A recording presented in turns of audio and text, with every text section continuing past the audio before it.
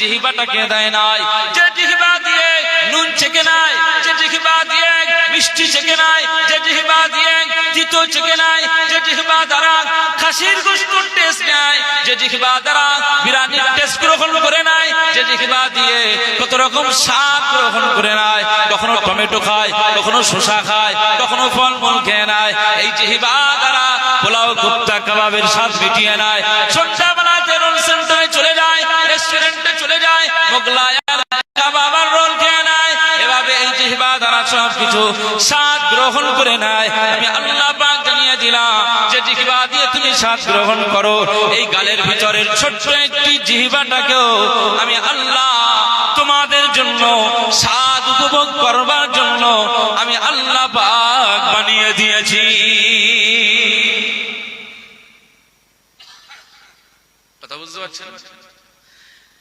আমাদের এই জিহ্বা আল্লাহ তাআলা দিয়েছে, কত রকমের স্বাদ এই জিহ্বা দিয়ে, এর উপরে কত আমি প্রেসার চালাই। নুন হলে এই জিভ বলে দেবে, রান্না যদি একটু বিষ হয়ে যায়, হে কি রান্না করেছিস, অনেকে আছে এত রাগ, তার মেজাজ এত বেশি, থালা ফেলে দেবে। একটু বিষ হলে, বিষ হওয়ার মতো নেই, নুন বেশি হওয়ার মতো নেই, বিবির উপরে চড়াও হয়ে যায়। সেই বাড়ির বউ কত সাবধানে রান্না বান্না করে, কতবার টেস্ট করে রান্না করতে, কতবার রান্না করতে করতে, কেন না বাড়ির পরিবারের সব সদস্যরা যেন এই রান্নাটা খেয়ে আনন্দ পায়, এই জিহ্বা দিয়ে স্বাদ গ্রহণ করতে পারে, আমার হাতের রান্নাটা খেয়ে যেন তৃপ্তি গ্রহণ করে। আরে সে চাইলে তো আমাদেরকে, আমরা কতটা বিবিদের, তাদের কত পরিশ্রম থাকে, যে স্বামী চড়াও হয়, যে স্বামী স্ত্রীকে মারবে বলে, এই স্ত্রী ভয়ে ভয়ে সুন্দর করে রান্না করে। ও যদি মনে করতো যে আমি এই তরকারির মধ্যেই আমি বিষ ঢেলে দেব, স্বামী কিছু করার না, খেয়ে মরে যাবে। তারপরেও বিবি আপনার এই জীবের স্বাদটাকে গ্রহণ করানোর জন্য সুন্দর করে রান্না বান্না করে, আর আপনি জিহ্বা দিয়ে স্বাদ গ্রহণ করেন। আল্লাহ পাক বলছেন ওয়া লিসান, এই লিসানটা কে বানালো? ওয়াশাফাতাইন, এই দুইটা ঠোঁট কে বানালো? তুমি জীবনে গবেষণা করেছো? যদি তুমি গবেষণা করো, তোমার মালিককে খুঁজে পাবে, তোমার খালিককে খুঁজে পেয়ে যাবে, তোমার খালিকের পরিচয় পেয়ে যাবে।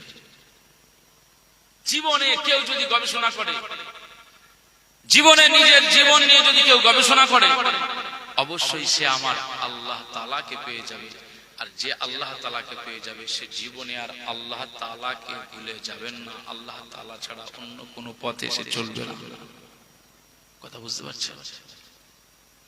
মুসলমানের ছেলেরা, এ নবীর উম্মত উম্মতিরা, খুব খেয়াল করে শুনুন, আজকে রজব মাস চলে গিয়েছে, মাহে শাবান এসেছে। রজব মাস আসবার সাথে সাথে রাসূলুল্লাহ আমাদেরকে একটা কোড করে দিয়েছিল, আল্লাহুম্মা বারিক লানা ফি রজব ওয়া শাবান ওয়া বাল্লিগনা রমাদান। আমাদেরকে বলে দিয়েছিলেন, তিনি ১৫০০ বছর আগে বলে দিয়েছিলেন সাহাবীরা। আমি রাসূলুল্লাহ সাল্লাল্লাহু আলাইহি ওয়াসাল্লাম জানিয়ে দিলাম, পৃথিবীর জমিনে মাহে রজব চলে এসেছে, মাহে শাবান আসবে, তারপর মাহে রমজান শরীফ চলে আসবে। আমি কামলিওয়ালা আকা মাওলা রাসূলুল্লাহ জানিয়ে দিলাম, যখন রজব মাস চলে আসবে তখন তোমরা বেশি বেশি এই দোয়াটা পড়বে, আল্লাহুম্মা বারিক লানা ফি রজব ওয়া শাবান ওয়া বাল্লিগনা রমাদান। রজব মাস শাবান মাস আসলে এই দোয়াটা বেশি বেশি পড়বে। আল্লাহ পাকের দরবারে যদি বেশি বেশি এই দোয়াটা পড়ো, আমার আল্লাহ পাকের দরবারে তোমার দোয়াটা কবুল হয়ে যাবে। আমার আল্লাহ পাক তোমার দোয়াটা কবুল করে নেবে। দোয়া কবুল হয়ে যাওয়ার সাথে সাথে আমার আল্লাহ পাক তোমাকে মাহে রজবে বরকত দিয়ে দেবে, মাহে শাবানে বরকত দিয়ে দেবে, আর আমার আল্লাহ পাক তোমাকে মাহে রমজানের মতো রহমতের মাস তোমার জন্য উপহার দিয়ে দেবে।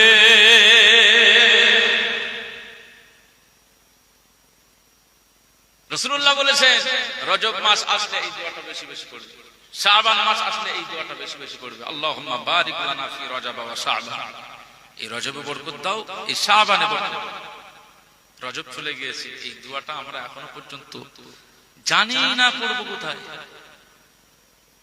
এই মাহে শাবান চলছে, এখনো সুযোগ আছে, বেশি বেশি দোয়া চাইতে হবে। মুসলমানের ছেলেরা, এ নবীর উম্মত উম্মতিরা, শুনুন, আজকে আমরা দোয়া কোন কোন বিষয়ের জন্য দোয়া চাই? ইমাম হুজুরদের কাছে চলে যাই, আলেমদের কাছে চলে যাই, আমাদের পীর সাহেব হুজুরদের কাছে চলে যাই, ভাইজানদের কাছে চলে যাই, কোন বিষয়ে দোয়া চাই? হুজুরের কাছে গিয়ে বলা হয়, হুজুর বাড়িতে একটু অভাব দেখা দিচ্ছে, একটু দোয়া করেন যাতে একটু অভাবটা মিটে যায়, একটু দোয়া করুন যাতে আমার আল্লাহ রিজিকে বরকত দেয়। এরপরে হুজুরের কাছে গিয়ে কি বিষয়ে দোয়া চাই? হুজুর আমার ছেলেটা কেজি স্কুলে ইংলিশ মিডিয়াম স্কুলে ভর্তি করে দিয়েছি, এর জন্য একটু দোয়া করবে, ও যেন বড় হতে পারে, ব্যারিস্টার হতে পারে, মাস্টার হতে পারে, ডাক্তার হতে পারে। এভাবে হুজুরদের কাছে গিয়ে দোয়া চাই। এর আমরা কি বিষয়ে দোয়া চাই? আমরা দোয়া চাই হুজুর দোয়া করবে, আমি একটা গাড়ি কিনেছি, এই গাড়িটা ভাড়ায় খাটানো হবে, এই গাড়ির জন্য একটু দোয়া করবে। হুজুরের কাছে কি বিষয়ে দোয়া চাই? হুজুরের কাছে গিয়ে বলি, হুজুর দোয়া করবেন, আমি একটা দোকান করলাম, এই দোকানে যেন বেশি বরকত হয়। এই হুজুরের কাছে কি বিষয়ে দোয়া চাই? হুজুর দোয়া করবেন, আমি আমার কয়েকটা পার্টনার মিলে একটা ব্যবসায় লাগার চেষ্টা করতেছি, হুজুর এই বিষয়ের জন্য একটু দোয়া করবেন। এইভাবে হুজুরদের কাছে দোয়া চাই, ব্যবসার জন্য, পুকুরের মাছের জন্য, ভেড়ির আড়তের জন্য। এভাবে আমরা দোয়া চাই নিজের কাজ কারবারের জন্য, নিজের ব্যবসা বাণিজ্যের ডেভেলপমেন্টের জন্য, নিজের ছেলে মেয়েদের ডাক্তার মাস্টার ব্যারিস্টার করবার জন্য দোয়া চাই। কিন্তু আজও পর্যন্ত আমাদের কাছে এখনো পর্যন্ত এভাবে কেউ দোয়া চাইতে আসে নাই। হুজুর আমার ছেলেটাকে আল্লাহ পাক যেন ওলি বানায়, মুমিন বানায়, মুত্তাকি বানায়, আল্লাহওয়ালা বানায়। আমার আল্লাহ পাক যেন তাকে আমার আল্লাহ নিজের নিকটের বান্দা হিসাবে কবুল করে নেয়। এইভাবে কেউ দোয়া চায় না।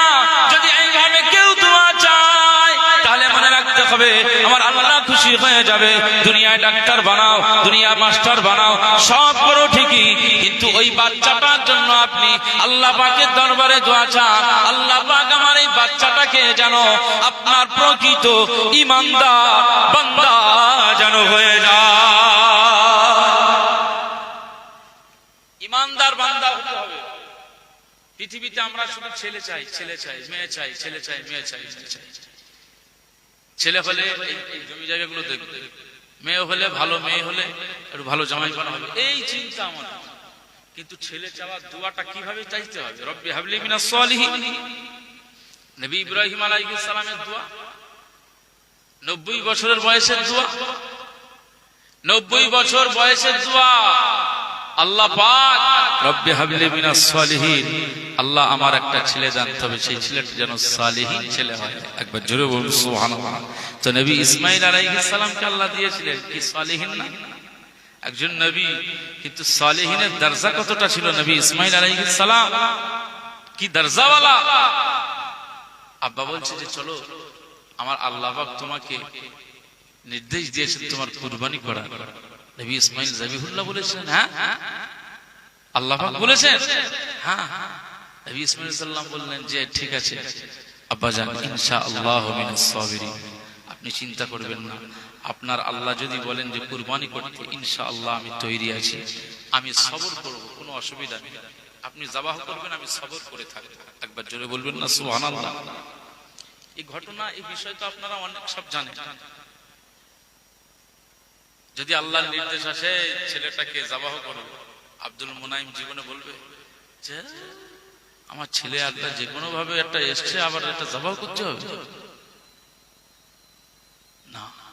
নবী ইব্রাহিম আলাইহিস সালামের টার্গেট আল্লাহকে খুশি করা, এবং তার ছেলেকেও আমার আল্লাহ কি সালেহিন করেছিলেন। তিনি বলছেন, ইয়া আবা তিফআল মা তুমারু সাতাজিদুনি ইনশাআল্লাহু মিনাস সাবিরিন।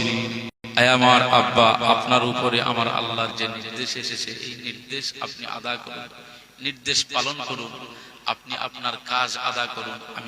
আমি ছেলে ইসমাইল পালাবো না, আমি ওখান থেকে উঠে পালাবো না, এই ভয় আমি করি না। মুসলমানের ছেলেরা,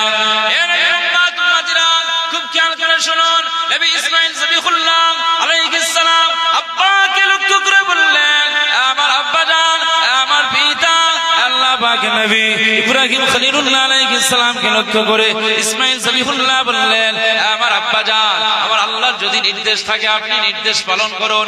আপনি আমাকে একবার নয় 1000 বার যদি ইসমাইলকে আমার আল্লাহ হায়াত দেন, 1000 বার আমার আল্লাহ তাআলার জন্য ইসমাইল যাওয়া হতে রাজি আছে। কারণ আমার আল্লাহ জানো, আমার আব্বা জান জানো, আমার আল্লাহ পাকের দরবার থেকে পরীক্ষায় যেন না ফেল করে। এ নবীর উম্মত উম্মতিরা, এদিকে ইসমাইল যাবিহুল্লাহ নিজের আব্বা জানকে বলতে লাগলেন, আব্বা জান আমার আল্লাহ পাক আপনাকে পছন্দ করেছে, তাই আপনার উপর আমার আল্লাহ এটা অর্ডার করে দিয়েছেন, নির্দেশ দিয়েছেন, তাই আপনি আবার আপনার নির্দেশটা পালন, আল্লাহ পাকের নির্দেশটা পালন করে আমাকে যাবাহ করুন। আর আমি সবচাইতে খুশি, পৃথিবীর কোন ছেলেকে পছন্দ করলো না, পৃথিবীর কোন ছেলেকে কোন সন্তানকে পছন্দ করলো না, আমি ইসমাইল নামের আপনার সন্তানকে আমার আল্লাহর পছন্দ হয়েছে বলে আমাকে কুরবানির নির্দেশ দিয়েছে।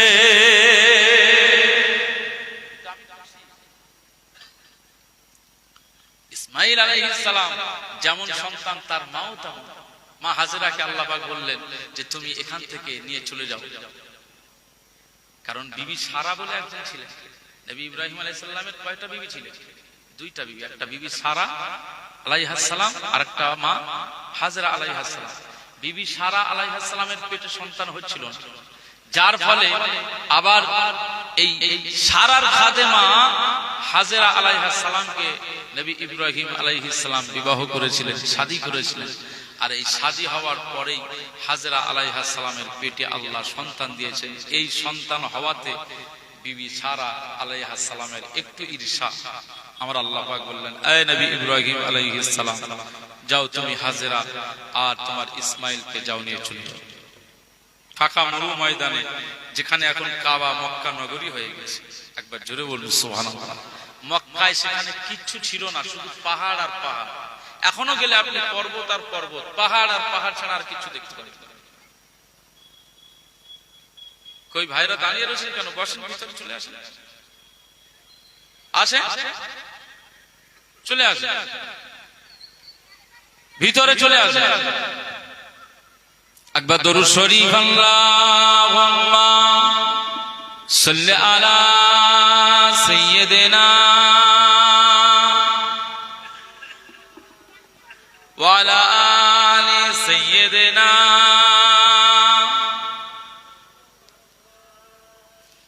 আমার ভাইরা, তো মক্কা শরীফে তখন কিছুই ছিল না, পুরো ফাঁকা জায়গা, শুধু পাহাড় আর পাহাড়, পর্বত আর পর্বত। সেই জায়গায় মা হাজেরা আলাইহিস সালামকে আল্লাহ পাক রাখবার নির্দেশ দিয়েছে। নবী ইব্রাহিম আলাইহিস সালাম এই ফাঁকা জায়গাতে যখন মা হাজেরা আলাইহিস সালামকে রেখে আসছেন, মা হাজেরা আলাইহিস সালাম বলছেন যে আয় আমার স্বামী ইব্রাহিম আলাইহিস সালাম, তুমি আমাকে এখানে এরকম জায়গায় রেখে চলে যাচ্ছ কেন? আর এই যে বাচ্চাটাকে আমার কাছে রেখে চলে যাচ্ছ? নবী ইব্রাহিম খলিলুল্লাহ পিছনে তাকায় না, এগিয়ে যাচ্ছেন, এগিয়ে যাচ্ছেন, পিছনে তাকায় না। আল্লাহর কি নির্দেশ? শুধু আল্লাহকে পাওয়ার জন্য, শুধু আল্লাহকে পাওয়ার জন্য। মুসলমানের ছেলেরা, খুব খেয়াল করে শুনুন, আজকে আমরা আল্লাহকে কতটা ভালোবাসি। আল্লাহ বলেছেন তোমরা লটারি কাটবে না। ইন্নামাল খামরু ওয়াল মাইসিরু ওয়াল আনসাবু ওয়াল আসলামু রিজসুম মিন আমালি শাইতান। আমার আল্লাহ পাক বললেন তোমার জন্য জুয়া খেলা হারাম, তোমার জন্য মদ খাওয়া হারাম, তোমার জন্য লটারি খেলা হারাম, তোমার জন্য মূর্তি পূজা করা হারাম, তোমার জন্য এই যে ভাগ্য নির্ধারণ করা হারাম।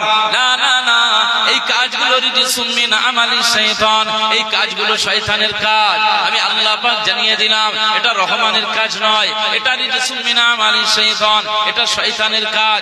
আমি আল্লাহ পাক সতর্ক করছি, আমি আল্লাহ স্মরণ করিয়ে দিচ্ছি, এই কাজগুলো করবে না। মনে রাখতে হবে আল্লাহকে যারা পাওয়ার উদ্দেশ্যে পৃথিবীতে জীবন যাপন করেন, এরা লটারি কাটবে না, এরা জুয়া খেলবে না, এরা বন্ধনের সাথে যুক্ত হবে না। মনে রাখতে হবে যারা আল্লাহকে খুশি করার চেষ্টা করবেন এই কাজ থেকে দূরে থাকবে।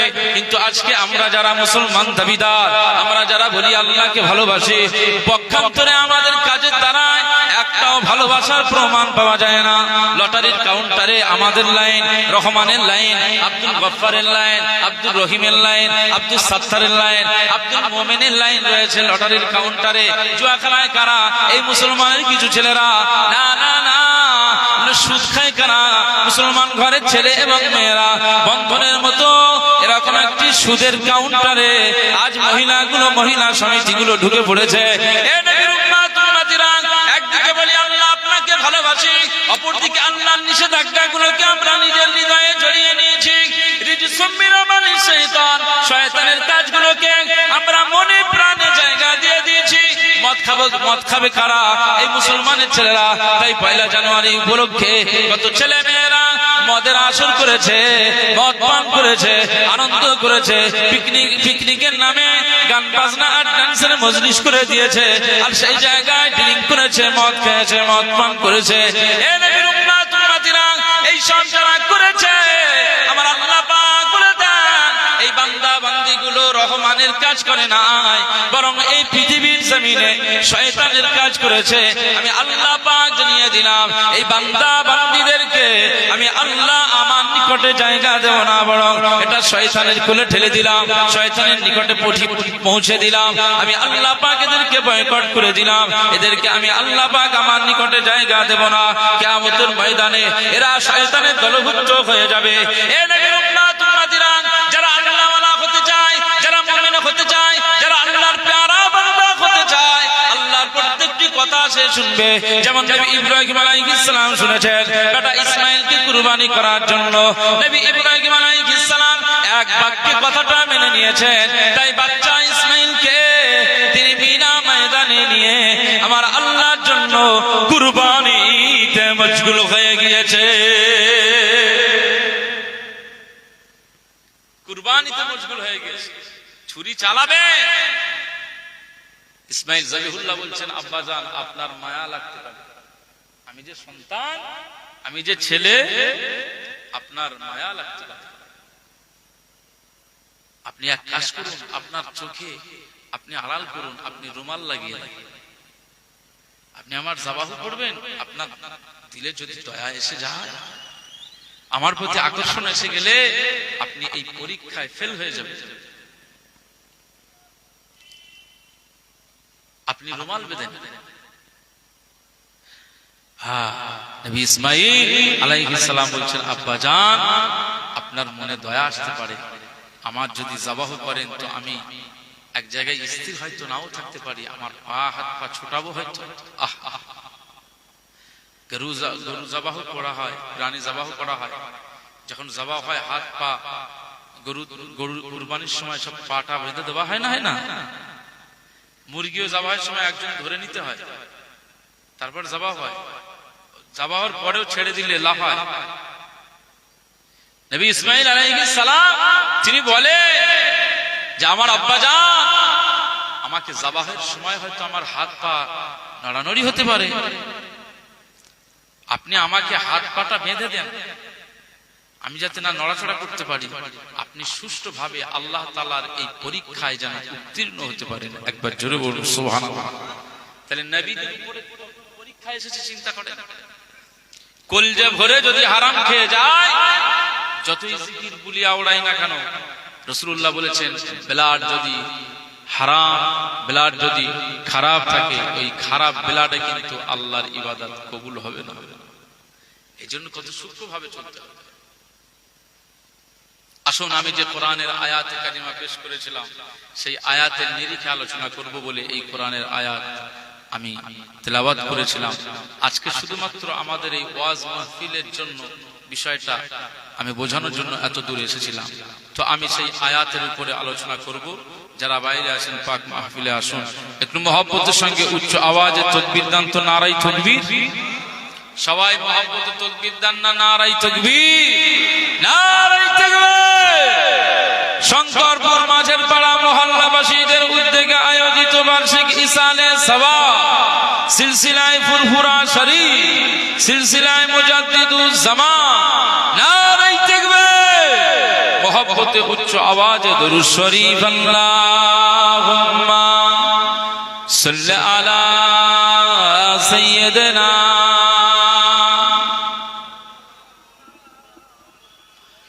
ওয়া আলা আলি সাইয়্যিদিনা কাদেরি আস্তানা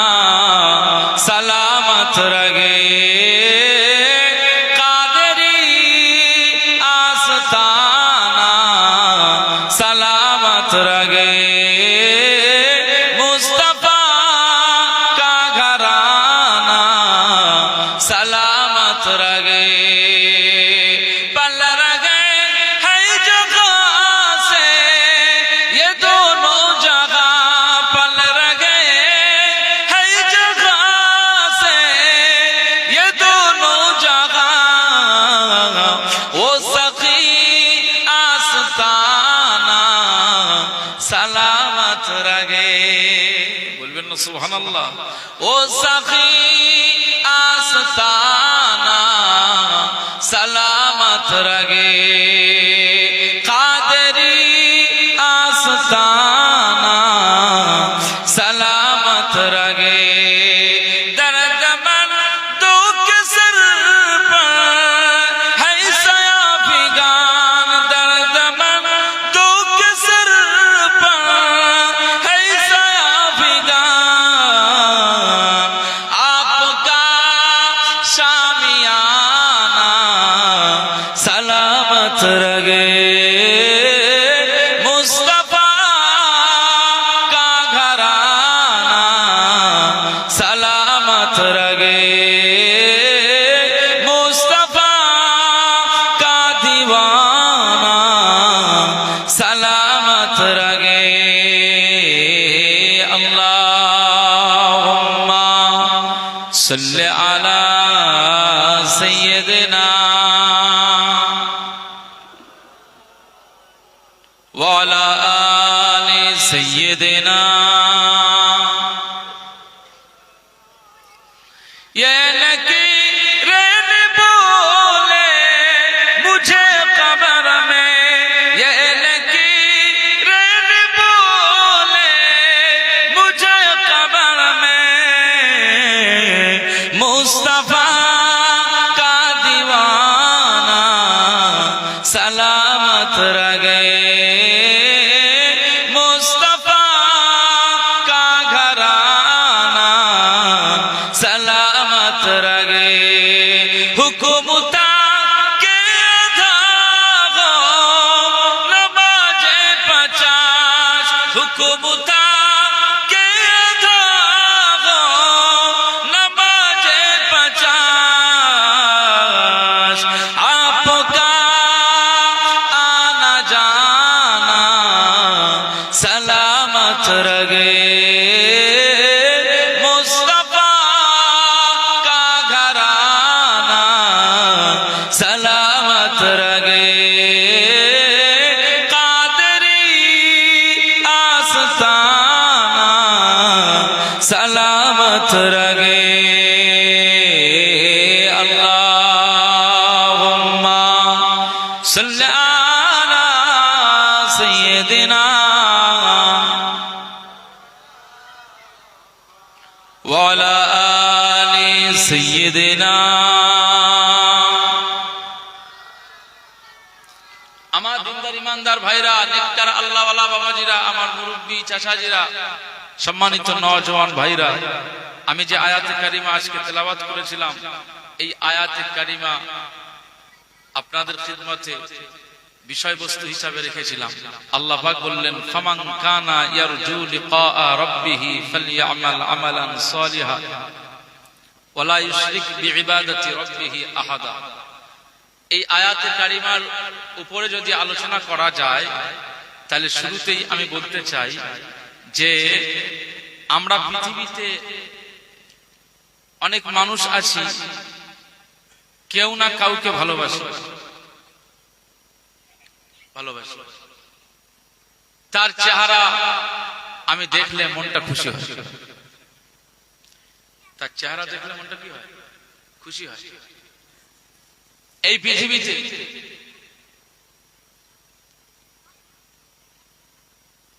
পৃথিবীতে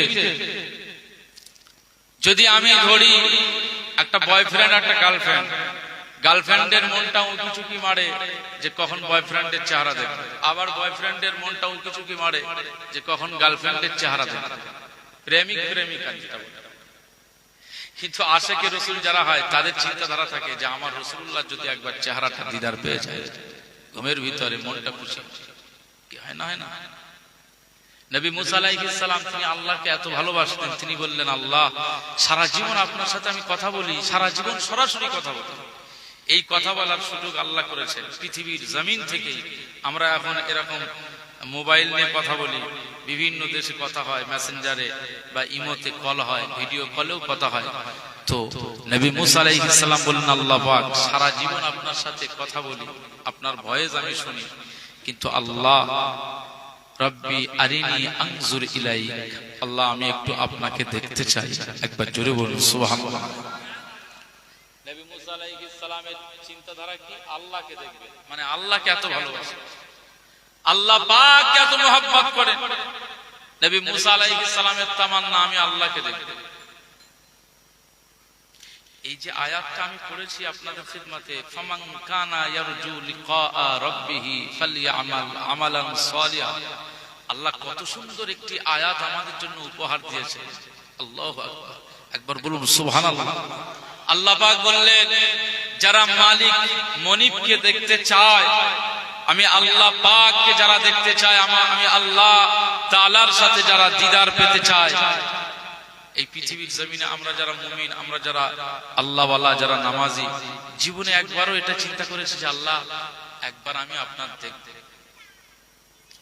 আপনি কেমন একটু আমি দেখতে চাই, এরকম কোনোদিন কল্পনা আমরা করিনি। কিন্তু আল্লাহ কিন্তু বললেন, মান কানা ইয়ারজু, পৃথিবীতে যে আমি আল্লাহকে লিকা রাব্বিহি, তার রবের সাথে সাক্ষাৎ পাওয়ার জন্য যে ইচ্ছা পোষণ করে, যে ইরাদা করে, যে তামান্না নেয়, আমি আল্লাহ তার জন্য এই আয়াতটা নাজিল করলাম, আমি আল্লাহ তাকে এই সংবাদটা জানালাম, আমি আল্লাহ তার জন্য এই মেসেজটা করলাম। তার জন্য দুটো অপশন, দুটো কাজ আমি আল্লাহ দিয়ে দিলাম। একবার জোরে বলুন সুবহানাল্লাহ। মুসলমানের ছেলেরা, এ নবীর উম্মত উম্মতিরা, খুব খেয়াল করে শুনুন, আমার আল্লাহ পাক বলেছেন, মান কানা ইয়ারজু লিকা রাব্বিহি ফালইআমাল আমালান সালিহা ওয়া লা ইউশরিক বিইবাদাতি রাব্বিহি আহাদা। যারা আমি আল্লাহ পাককে দেখতে চায়, আমি আল্লাহর দিদার পেতে চাই, আমি আল্লাহর সাক্ষাৎ নিতে চাই, আমি আল্লাহ পাক জানিয়ে দিলাম ওই সমস্ত বান্দা বান্দীদের আমি আল্লাহ দুটো অপশন দিয়ে দিলাম। একটা হলো ফালইআমাল আমালান সালিহা, একটা হলো পৃথিবীর জমিনে যতদিন বেঁচে থাকবে ততদিন পর্যন্ত সে যেন ভালো আমাল করে, সে যেন ভালো কাজ করে, সে যেন ভালো কাজ করে, ভালো আমলে যুক্ত থাকে। আমার আল্লাহ পাক বলেছেন, পৃথিবীর জমিনে যারা ভালো কাজের সাথে যুক্ত থাকে, তার দ্বারাতে ভালো কাজ যদি হয়ে যায়, আমি আল্লাহ পাক জানিয়ে দিলাম অপরদিকে ওই বান্দা বান্দীটা আমি আল্লাহ পাকের সাথে শিরিক করে না, আমি আল্লাহ ছাড়া আর কারো অংশীদার বানায় না, আমি আল্লাহ ছাড়া আর কাউকে মালিক বলে মনে করে না। আমি আল্লাহ পাক জানিয়ে দিলাম ওয়ালা ইউশরিক বিইবাদাতি রাব্বিহি আহাদা, ওই বান্দাটা আমি আল্লাহর সাথে কাউকে অংশীদারই বানায় না।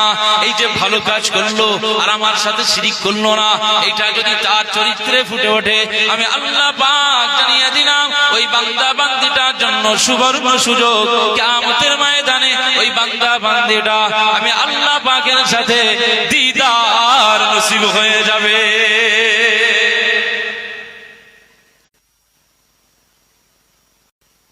পৃথিবীর জমিনে নবী মুসা আলাইহিস সালাম বলেন, আল্লাহ আমি আপনাকে অনেক ভালোবাসি, আল্লাহ পাক রব্বি আরিনি আনজুর ইলাইক, আপনার আমি দেখতে চাই। আল্লাহ পাক বললেন কি দেখা হবে? এখানে নবী মুসা আলাইহিস সালামকে আল্লাহ পাক বললেন, লান তারানি, এই নবী মুসা আলাইহিস সালাম, তুমি পৃথিবীর জমিন থেকে আমি আল্লাহকে দেখার ইচ্ছা পোষণ করলে পৃথিবীর জমিনে তুমি আমি আল্লাহকে দেখতে পাবে না। একবার জোরে বলুন সুবহানাল্লাহ। কারণ আমি আল্লাহ তাআলার যে সত্তা যুল জালালি ওয়াল ইকরাম, এই সত্তাটা দেখার মতো কারো ক্ষমতা নেই, সে আমার দেখে সহ্য করার ক্ষমতা তার ভিতরে থাকবে। এজন্য নবী মুসা আলাইহিস সালামকে আল্লাহ পাক বললেন, তুমি আমার দিদার পাবে না, তুমি আমার দিদার পাবে না। অপরদিকে দেখেন পৃথিবীর জমিনে সমস্ত নবীদের ভিতর থেকে আখেরি নবী করেছেন আমাদের নবীকে আল্লাহ পাক আখেরি নবী করে দিয়েছেন, শ্রেষ্ঠ নবী করে দিয়েছেন। একবার জোরে বলুন সুবহানাল্লাহ। এই যে গত মাস মাহে রজব চলে গেল, এই মাহে রজবের 26 তারিখ দিন গিয়ে রাতটা যেটা মেরাজের রাত বলা হয়, আমার আল্লাহ পাক রাসূলুল্লাহকে নিজে থেকে বললেন, আয় আমার হাবিব, আমি আল্লাহ পাক আপনাকে আজকে রাতে আমন্ত্রণ করছি, দাওয়াত করছি, আপনি আমার কাছে আসেন, আপনি আমার দিদার দেবেন, আমিও আপনার দিদার দেব, একে অপরের দিদারে ধন্য হব। এভাবে আল্লাহ পাক তার হাবিবকে আমন্ত্রণ দাওয়াত করেছেন জিবরিল আমিন আলাইহিস সালাম। এই মেরাজের রাত্রে মক্কা শরীফে উম্মে হানি রাদিয়াল্লাহু তাআলা আনহার ঘরেতে জিবরিল আমিন আলাইহিস সালাম নাজিল হয়ে গিয়েছেন। একবার জোরে বলুন সুবহানাল্লাহ। এই রাতে রাসূলুল্লাহ সাল্লাল্লাহু আলাইহি ওয়াসাল্লাম আকা মাওলা তিনি আমার রবের দিদার পেয়েছিলেন না পাইনি? তাহলে রাসূলুল্লাহকে আল্লাহ পাক বললেন যে আপনি আসেন, আপনি আমার দিদার দেন, আমি আপনার দিদার দেব। এতটা কাছাকাছি। কোরআনের ভাষায় সূরা নাজম কাবা কাউসাইনি আও আদনা, দুই ধনুকের যেমন রাখলে যতটা দূরত্ব তার চাইতে আরো নিকটে আমার আল্লাহ পাক রাসূলুল্লাহকে দিদার দিয়েছিলেন। একবার জোরে বলুন সুবহানাল্লাহ। রাসূলুল্লাহ দিদার পেয়েছিলেন। तमाम নবীদের সাথে আল্লাহর দেখা হয় না, কিন্তু কামলিওয়ালার সাথে আমার আল্লাহ পাকের দিদার নসিব হয়ে গেছে। একবার জোরে বলুন না সুবহানাল্লাহ। তাহলে আমাদের নবীজিকে আল্লাহ দিদার দিয়েছেন, সেই নবীজির উম্মত আমরা। আল্লাহ পাক বললেন তোমাদের সাথেও আমার দিদার হবে, তোমাদের সাথেও আমার সাক্ষাৎ হবে, তবে তোমাদের শর্ত হলো পৃথিবীর জমিনে যতদিন থাকবে ফালইয়ামাল আমালান সলিহা, ভালো কাজ করতে হবে। মদ খাওয়া ভালো কাজ? কথা বলে মদ খাওয়া কি ভালো কাজ? এটা শরবত নাকি? হ্যাঁ, মদ খাওয়াটা ভালো কাজ না। আচ্ছা এই পিছনে এই সামনের দিকে এসে বসো। মদ আমি খাই না, মদ আমার বন্ধু খায়। সিগারেট আমি খাই না, সিগারেট আমার বন্ধু খায়। গাঁজা আমি খাই না, গাঁজা আমার বন্ধু খায়। এখন গাঁজা, সিগারেট, মদ আমি দোকান থেকে কিনে এনে যদি ওকে আমি গিফট করি বা ওকে একটু বয়ে হেল্প করি, আমি হাড়োয়ার বাজারে গেলাম, এখন শঙ্করপুরে আমি বাড়িতে রয়েছি, হঠাৎ আমার মনে হয়েছে এক গ্লাস মদ খাবো। এখন আব্দুল মুনাইম করেছে, আব্দুল মুনাইম কোথায় রয়েছে? আমি বললাম হাড়োয়া রয়েছে। বলে একটুখানি জানা শিখির প্লিজ, আমার নেশায় উঠতেছে, একটুখানি তুই চা। তোর কসম করে বলতেছি, আল্লাহর কসম বলছি, যত টাকা লাগে আমি তোর দেবো, এক গ্লাস একটা বোতল তুই নিয়ে আয়। আমি বলি জীবনে আমি মদের দোকানে যাইনি। আরে তাহলে তুই জীবনে বন্ধুর বিপদ আপদে যদি তুই না থাকিস তাহলে বন্ধু হয়েছিস কেন? কি বন্ধু বলবে না বলবে? যে তুই জীবনে বন্ধু করেছিস, বন্ধু হয়েছিস, তাহলে কিসের বন্ধু? আমার এই সময় হেল্পের প্রয়োজন, হাড়োয়ার বাজারে আমি রয়েছি। আমার মনে হলো যে ঠিক আছে, ও যখন বলতেছে বারবার চাই। আমি মদের দোকানে গেলাম, সবাই আমার দিকে তাকাচ্ছে মাতাল। ওরা বলতেছে ভাই আমরা তো যা হবার হয়েছি তুই হোস না, এই লাইনে আসিস, তুই কেন খাচ্ছিস, খেতে এসছিস? তোর তো জীবনে এই লাইনে দেখিনি, আজকে এসছিস, নতুন করে ধরেছিস নাকি? খবরদার এই পথে পা বাড়াস না। আমরা এই যা চমক দেওয়া শুরু করিস আর বন্ধ করতে পারছি, তুইও পারবি না, যা। এরাও বলে। আমি বলি হ্যাঁ রে, আমি না, এটা আমার বন্ধুর ছবি। ও আচ্ছা তাই ভাই। তা যাই হোক, আমি মদ কিনে এনে যদি আমি শঙ্করপুরে ওই বন্ধুর কাছে এনে দিয়ে দিই, এই কাজটা কি ভালো না মন্দ? ভালো? ভালো না মন্দ? ভালো না খারাপ? খারাপ। রাসূলুল্লাহ বলেছেন মদ যে তৈরি করে তার যতটা গুনাহ, মদের গ্লাস যে বয়ে দেয় তার ততটা গুনাহ, মদ যে খায় তারও সেই একই গুনাহ।